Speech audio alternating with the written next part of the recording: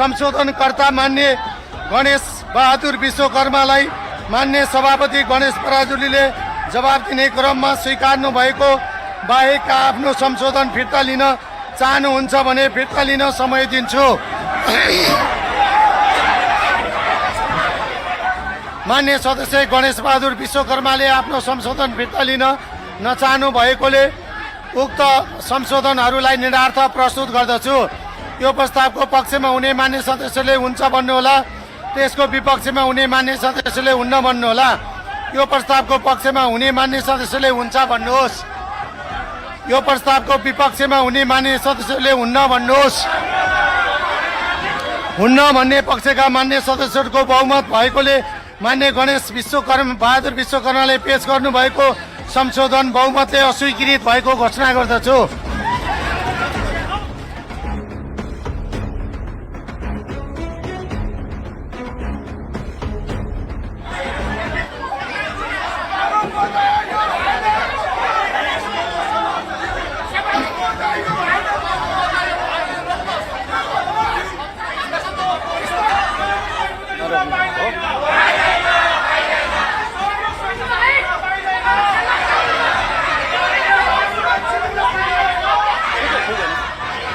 मान्य सदस्यहरू, अब उक्त नियमावलीको मस्यौदा प्रतिवेदन माथिका संशोधनकर्ता मान्य शम्भु प्रसाद ढकाललाई माननीय सभापति गणेश पराजुलीले जवाब दिने क्रममा स्वीकार्नु भएको बाहेकका आफ्नो संशोधन फिर्ता लिन चाहनुहुन्छ भने फिर्ता लिन समय दिन्छु।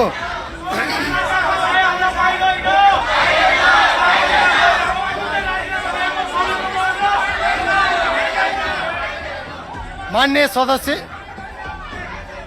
सदस्य शम्भु प्रसाद ढकालले आफ्नो संशोधन फिर्ता लिन नचाहनु भएकोले उक्त संशोधनहरूलाई निरार्थ प्रस्तुत गर्दछु। यो प्रस्तावको पक्षमा हुने मान्य सदस्यले हुन्छ भन्नुहोला र यसको विपक्षमा हुने मान्य सदस्यहरूले हुन्न भन्नुहोला।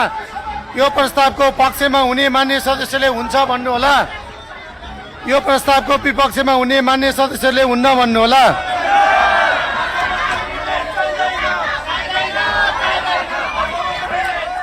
हुन्न भन्ने पक्षका मान्य सदस्यहरूको बहुमत भएकोले मान्य सदस्य शम्भु प्रसाद ढकालले पेश गर्नुभएको संशोधन बहुमतले अस्वीकृत भएको घोषणा गर्दछु। मान्य सदस्यहरू, अब उक्त नियमावलीको मस्यौदा प्रतिवेदन माथिका मान्य सदस्यहरू, अब उक्त नियमावलीको मस्यौदा प्रतिवेदन माथिका संशोधनकर्ता मान्य नरेन्द्र कुमार केरुङलाई माननीय सभापति गणेश पराजुलीले जवाब दिने क्रममा स्वीकार्नु भएको बाहेकका आफ्नो संशोधन फिर्ता लिन चाहनुहुन्छ भने फिर्ता लिन समय दिन्छु।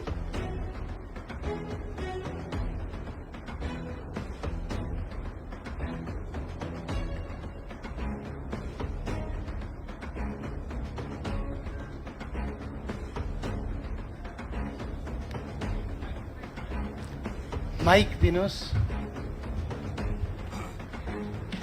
सम्मान्य सभामुख महोदय, हाम्रो संसदको गरिमा र मर्यादालाई उच्चतम राख्नको निम्ति नियमावलीमा संशोधनको जुन प्रस्तावहरू आएको थियो त्यो प्रस्तावहरू पास होस् भन्ने हेतुले त्यो प्रस्ताव फिर्ता नलिने बेहोरा हार्दिक निवेदन गर्दछु।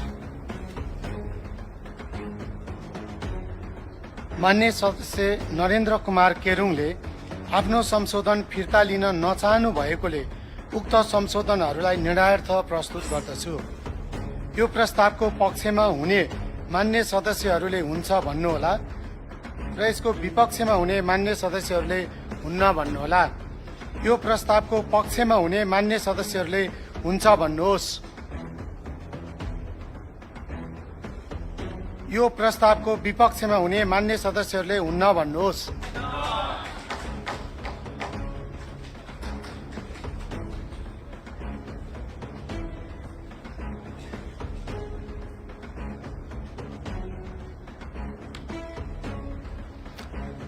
विपक्षी बेन्चतर्फ सबैजसो मान्य सदस्यहरू उठ्नु भएको छ।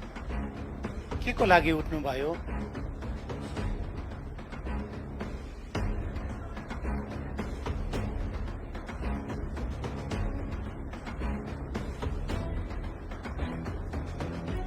म मान्य सदस्य बाँच्न थापालाई समय दिन्छु। छोटकरीमा आफ्नो कुरा राख्नुहोस्। सामान्य सभामुख बाँकी मान्य महोदय, सदस्यहरू बस्नुहोस्। बस्ने भन्दा अलिक अघि सबैजनाले भन्नुभएको थियो यो नियमावलीमा जति पनि संशोधन राखिएको थियो त्यसमा छलफल पनि भइसकेपछि त्यो छलफल भए अनुरूप समितिमा पठाइयोस् र पुनः यसलाई हेरियोस् र यसलाई पुनः छलफलमा ल्याइयोस् भन्ने माग अघि सबैले राख्नु भएको थियो। अहिले नै हजुरले संशोधनमा सामान्य सभामुख महोदयले हुन्छ या हुन्न भन्ने टेबल गर्नुभयो।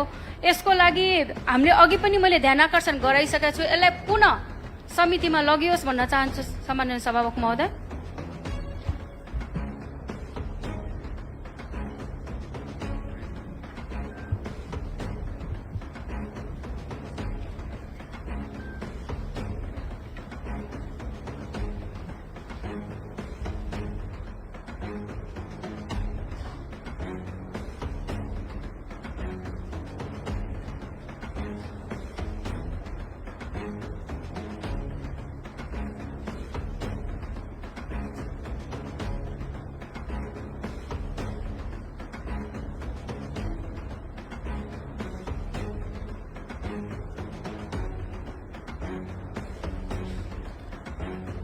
मैले मान्य सदस्य बाँच्न थापालाई समय दिएँ।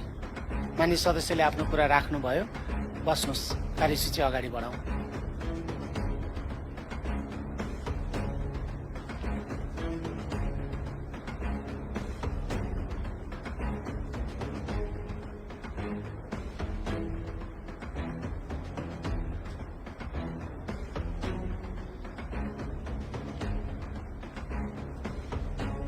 मान्य सदस्यहरूलाई हामीले आजैको कार्यसूचीमा प्रतिनिधि सभामा दफावार छलफल प्रारम्भ गरियो र त्यहीँबाट हामीले यो दफावार छलफललाई यहीँबाट पारित गरिसकेका छौँ आजैको कार्यसूचीमा। त्यसपछि संशोधनकर्ता मान्य सदस्यहरूको संशोधन लियो र मान्य सभापतिले स्वीकार गर्ने विषयहरू स्वीकार पनि गरिसकेको अवस्था छ। त्यसकारणले यसलाई फेरि समितिमा लाने विषय छैन जस्तो लाग्छ। यहाँहरूको प्रस्ताव, यहाँहरूको विचार मैले सुने।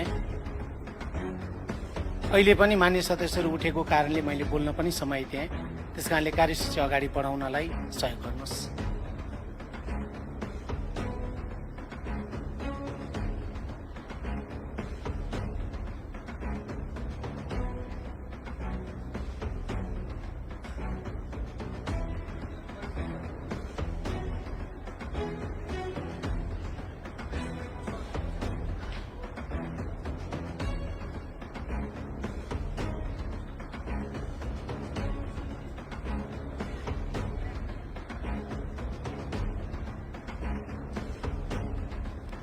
मान्य सदस्यहरू बसेर आजको कार्यसूचीमा अगाडि बढ्नलाई सहयोग गर्नुहोस्।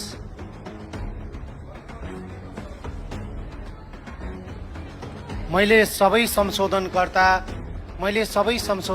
मान्य सदस्यहरूलाई र संशोधन नराख्नुभएका मान्य सदस्यहरूलाई पनि समय दिएर यहाँहरूले आफ्नो कुराहरू राखिसक्नु भएको छ। सबैलाई समय दिएको छु। यहाँहरूले मागे अनुसार समय दिएर हामीले छलफल पनि समाप्त गरिसकेका छौँ।